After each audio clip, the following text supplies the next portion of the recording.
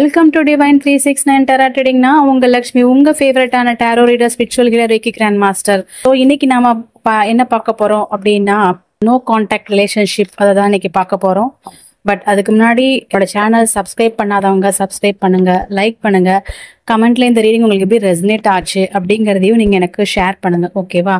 And மிக சீக்கிரமாவே நம்மளுடைய டேரோ ரீடிங் கிளாஸ் ஸ்டார்ட் ஆக போகுது. ஸோ இன்ட்ரெஸ்ட் ஆனவங்க டேரோ கற்றுக்கணும், நீங்களும் இதே மாதிரி கற்று ஃப்ளூயண்ட்டாக ஒரு ஒரு கைடன்ஸ் நீங்கள் உங்களுக்கோ சரி இல்லை மற்றவங்களுக்கோ சரி கொடுக்கணும் அப்படின்னு நீங்கள் ஒரு ஆசைப்பட்டீங்கன்னா நம்மளுடைய இந்த டேரோ ஒர்க் ஷாப்பில் ஜாயின் பண்ணி புது எக்ஸ்பீரியன்ஸ் நீங்கள் கெயின் பண்ணிக்கோங்க. அண்ட் அதோட மட்டும் இல்லாமல் ஏதோ பார்ட் டைம் இன்கமாக கூட நீங்கள் யூஸ் பண்ணிக்கலாம். ஸோ இன்ட்ரெஸ்டட் ஆனவங்க ஸ்க்ரீனில் தெரிகிற நம்மளுக்கு வாட்ஸ்அப் பண்ணுங்க, ஓகேவா? இப்போ வாங்க நம்ம ரீடிங்குள்ளே போகலாம். ஸ்க்ரீனில் 2 விதமான ஃப்ளார்ஸ் உங்களுக்கு தெரியும். செட் 1 ஃப்ளார் வந்து பிங்க் கலர் சூஸ் பண்ணுறவங்களும் இல்லை, செட் 2 வந்து ஒயிட் கலர் ஃப்ளார், 2 ஃப்ளார்ஸ் தெரியும்.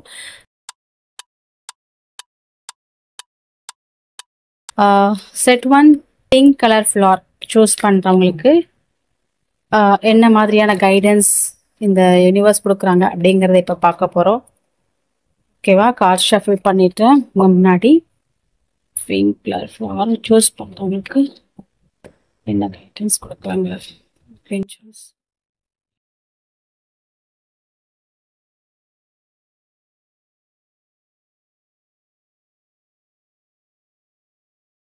ஸோ நம்மளுடைய பிங்க் கலர் ஃப்ளார் யாரெல்லாம் சூஸ் பண்ணீங்களோ அவங்களுக்கு வந்து என்ன ரீடிங் வரப்போகுது அப்படிங்கிறத பார்க்க போகிறோம்.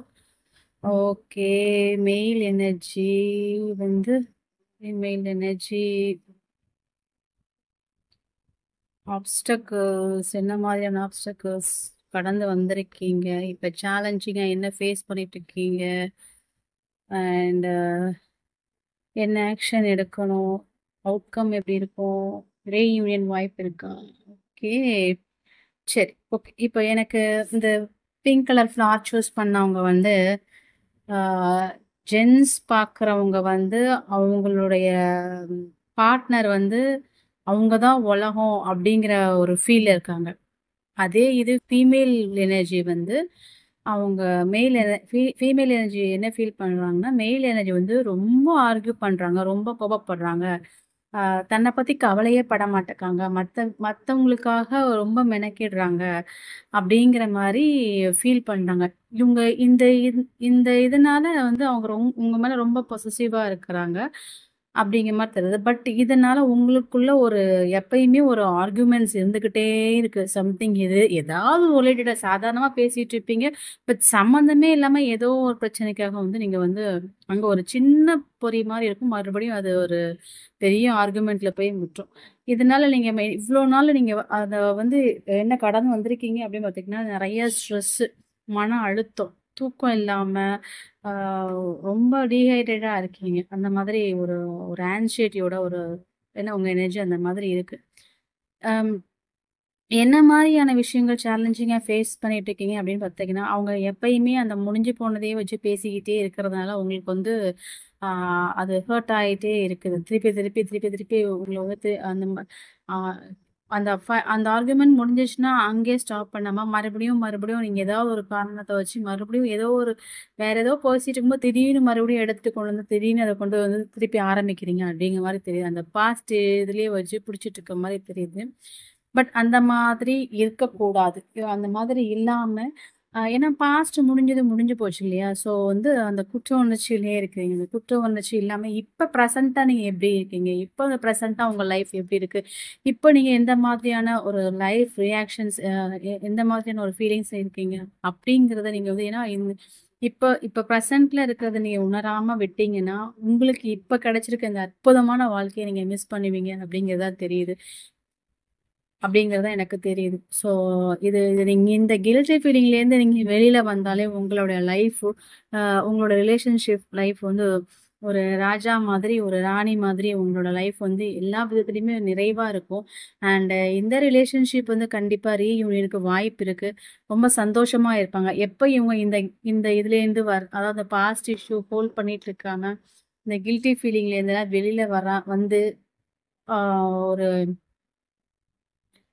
ஒருத்தருக்கு ஒருத்தர் ஒரு அண்டர்ஸ்டாண்டிங்ல அந்த மாதிரி இருக்கும்போது கண்டிப்பா ஒரு நல்ல ஒரு வாழ்க்கை அவங்களுக்கு காத்துட்டு இருக்கு அப்படிங்கிற மாதிரி தெரியுது. இந்த ரீடிங்கை சூஸ் பண்ணவங்களுக்கு கண்டிப்பா ரீயூனியனுக்கு வாய்ப்பு இருக்கு அப்படிங்கிறது தான் எனக்கு தெரியுது.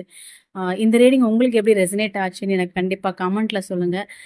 நாம இப்போ வந்து அடுத்த செட் ஆஃப் கார்ட்ஸ்ல பார்க்கலாம். ஓகேவா?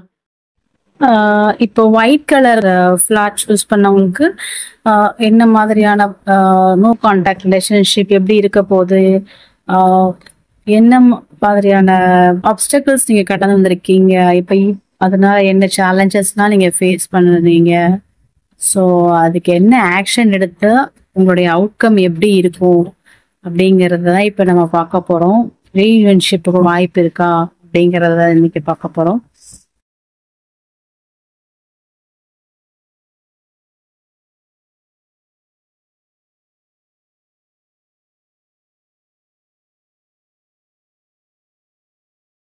உங்களுக்கு வந்து என்ன மாதிரியான ரீடிங்ஸ் வருதுன்னு இப்போ பார்க்க போகிறோம்.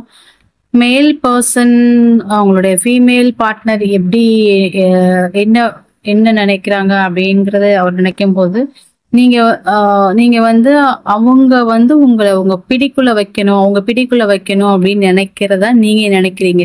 ஓகேவா?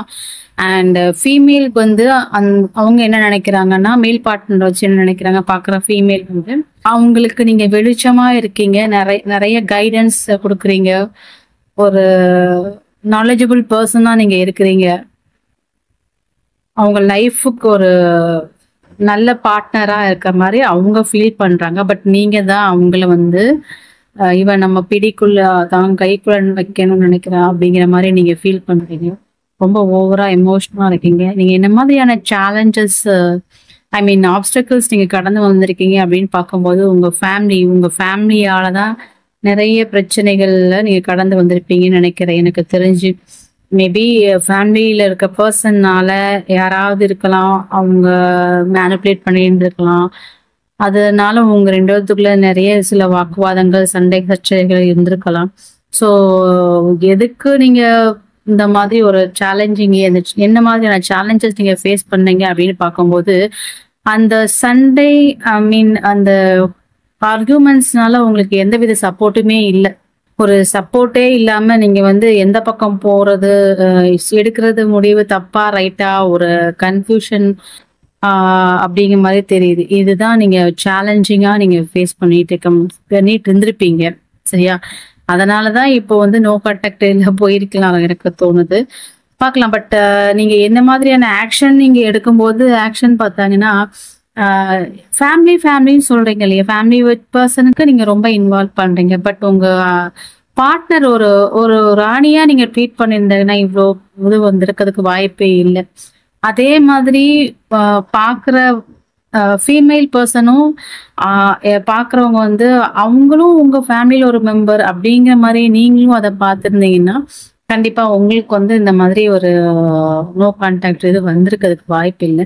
ஸோ உங்களோட இன்ட்யூஷன் நீங்க நம்பல, உங்களுக்கான பவுண்டரிஸை நீங்க செட் பண்ணல அப்படிங்கிறத நான் பார்க்குறேன். பட் இதெல்லாம் நீங்க பண்ணியிருந்தீங்கன்னா உங்க லைஃப் அந்த ட்ரஸ்ட் இஷ்யூலேருந்து சூப்பராக மாறியிருப்பீங்க. நீங்க இன்னைக்கு ஹாப்பியா லைஃப் லீட் பண்ணியிருப்பீங்கிறது எனக்கு நல்லா தெரியுது.